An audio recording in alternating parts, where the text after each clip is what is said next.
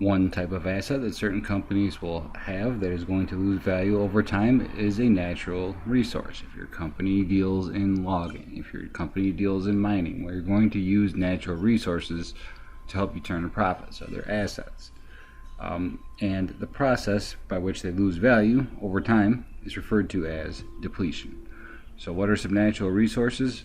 Anything that you have that is both naturally occurring and comes in limited quantity is going to be classified as a natural resource. So oil reserves, naturally occurring.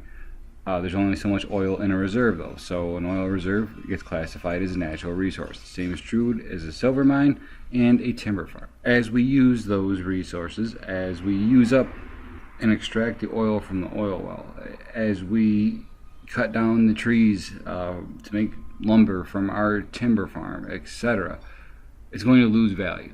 And the process by which it loses value is called depletion. And really all depletion is depreciation. It's just a different word that means it's tied to a natural resource. A couple of points about depletion is that natural resources will usually not have a residual value. Think about it, who wants to buy a silver mine with no silver? Who wants to buy an oil reserve when there's no oil left in there? So they have no value when you're done using them. So as these natural resources are depleted, pretty much always assume that the residual value of that natural resource is going to be zero. Also, it's very easy to track how much you are using these natural resources. And you take out a certain amount of ounces of silver, you extract a certain amount of gallons of oil. So the method used for depletion pretty much always is the units of production method. Let's take an example here to see how this works in a journal entry. So on January 1st, Alexico Mining is going to purchase a silver mine for $7 million.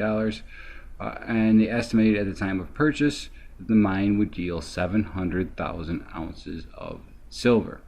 Well, we can figure out the first part of this, our per unit depletion rate.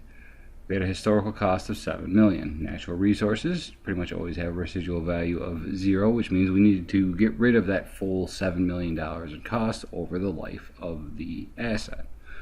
Well, let's do it evenly by how much of that resource we use. If we divide that depreciable base, that $7 million, by its life in units, which was 700,000 ounces of silver we expect to get, we see that our depletion rate is going to be $10 per ounce. So every time Alexico extracts an ounce of silver, they're going to decrease the value of that mine on their books by $10. How much will we record for January? Well, we know our depletion rate is $10, and we know that during January the number of units that we produced was 3,000 ounces of silver. So our period depletion expense is simply our depletion rate times the number of units that we produced during the period, which was at 3,000. $30,000.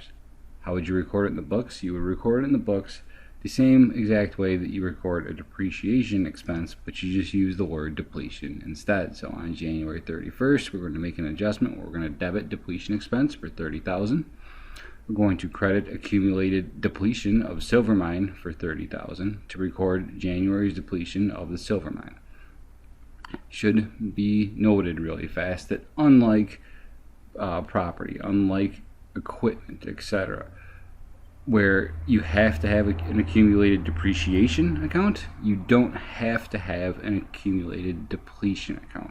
You can take this value right out of silver mine if you wanted to. However, I see most companies will use an accumulated depletion contra account that's tied to that silver mine. Instead, I think it lets better information to users of the information, knowing how much they've taken out of it over time versus what its cost was, to see how much they have left as a resource is the predominant method. So we'll do it this way, but you could just credit silver mine if you wanted to.